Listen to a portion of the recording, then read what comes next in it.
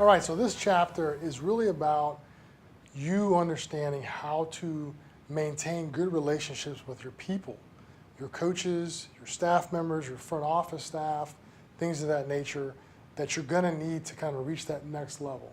You know, most of us start in this business kind of on our own, but if you're in a position where maybe you've got some capital or got some volunteers that are willing to help, you're going to need to make sure you have a good level of communication and a good level of development going on as a group to make sure that you can reach your final destination, which is hopefully a great program. So the first thing we're going to talk about is you need to build a coaching system in your program. And I don't just mean a coaching system for people who have travel teams or people who are doing training. Develop a coaching system even if you're running an event business, right? I mean, you have to have a system in place that helps everybody understand what the goals of the programs are, right? What you want that customer experience to be, what you want, you know, your player 25 rows back in a meeting to feel when he's in a meeting, okay? So develop what those systems look like.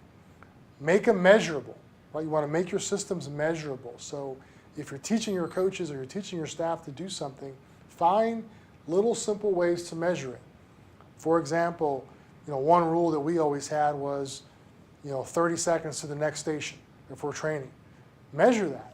Go into a practice and start to measure something like that, where you can say, okay, we're working together as a group and it took your group 45 seconds to get over here. My group took 25 seconds to get over there. We need to work that out. Or whatever the case might be, find ways to effectively measure that, keep records on it, make small notes, and always try to, you know, brief your staff after an event or after a training or after a game if you can. The next thing is we want to make sure that we understand that good former players do not always make great coaches or great staff members, okay? There's plenty of guys that have come to my office over the last 13 years with phenomenal baseball resumes, phenomenal, okay? They've played the game at the highest level possible, but that doesn't mean they're effective in my organization. My organization has a completely different set of needs, and let's think about it. If you were a player, especially a player at a high level, you had a pretty unique lifestyle. You had a pretty unique living for a while. Now you're coming into, you know, domesticated lifestyle, kind of a civilian lifestyle, and you're not necessarily going to have all those things afforded to you.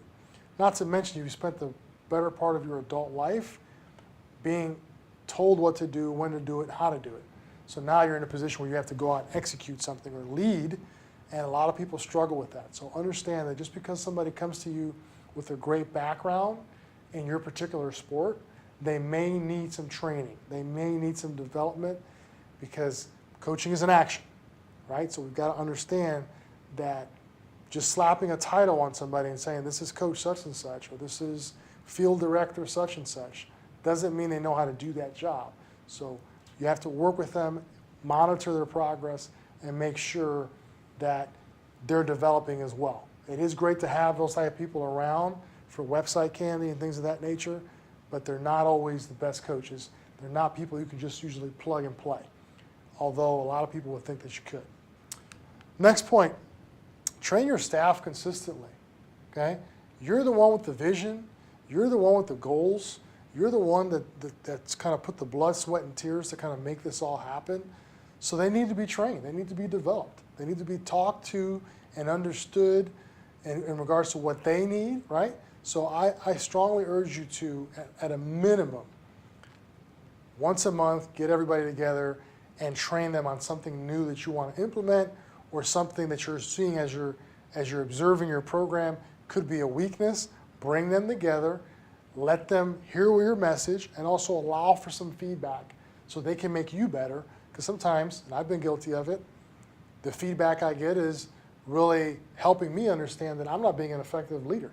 I'm not really developing my people. I'm not really communicating the way they want me to communicate. So it's important that you allow for that to happen. You make time and dedicate effort to doing that.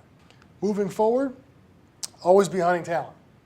I always tell people, even if you've got the greatest staff in the world, you've got the greatest coaches in the world, you've got the greatest field supervisors or tournament directors or event support staff, always keep your eyes peeled for talent. You want to continue to keep that pipeline filled because people are going to move on. You really hold on to nobody forever for the most part, okay? But you want to make sure you always got your eyes on the prize. You're always keeping your eyes peeled for some talent because you can establish a relationship that at some point may come back to your benefit, okay? So understanding that talent is everything. The number one reason programs or businesses fail is people. You don't have the right people in place. So some people are going to perform the way you wanted them to perform. Some people are going to underperform. But if you just give them a roster spot and they feel like they can't lose it, they're usually going to behave that way. They're usually going to act that way. So you want to make sure you always got, your eyes out there and ears listening for that next talented individual that can really push your opportunity forward. I remember several times in my career where I wanted to hire somebody and we couldn't afford them or something, the timing wasn't right. All of a sudden, a couple weeks later, a big opportunity comes along. We're going to be bringing in a bunch of work, and now I can bring that person over. So you always want to be hunting the next talented member. The last point is reward your stars.